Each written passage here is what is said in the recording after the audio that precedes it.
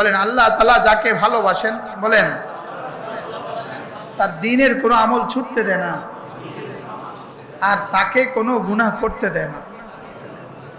এজন্য সাহাবায়ে কেরামকে আল্লাহ তাআলা ভালোবেসেছেন বলেই দ্বীনের হার জুজকে করতে দিয়েছেন আর তাদের দ্বারা কোনো গুনাহ আল্লাহ তাআলা করতে দেননি।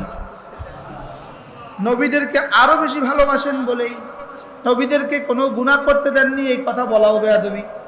আমাদেরকে বলেছেন গুনার কাছে যেও না, আর নবীদের বেলায় বলেছেন গুনাহ খবরদার আমার নবীর কাছেও যেও না।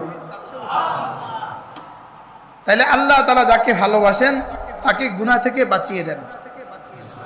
বলেন আল্লাহ তাআলা যাকে ভালোবাসেন তাকে গুনাহ থেকে কি দেন বলেন। এজন্য যাকে যাকে আল্লাহ ভালোবাসেন তাদের ফজরের নামাজের জামাত ছুটে না। কি বলছি বলেন,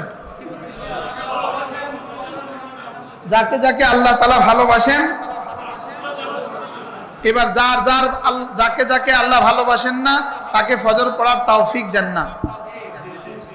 তাহলে ফজর যিনি পড়তে পারেন জামাতের সাথে, আপনি নিশ্চিত থাকতে পারেন আপনার রব আপনাকে ভালোবাসেন। এর উপরে যদি তাহাজ্জুদ পড়ার তৌফিক হয়ে যায়, এর উপরে যদি কি পড়ার তৌফিক হয় বলেন, তাহাজ্জুদ পড়ার তৌফিক হয়ে যায়, তো বুঝবেন আল্লাহ তাআলা ভালোবাসার দুয়ারে খুলে দিয়েছেন। ভালোবাসার দুয়ার খুলে দিয়েছেন বলেই সকলকে ঘুম পাড়িয়ে আপনাকে জায়নামাজে দাঁড়া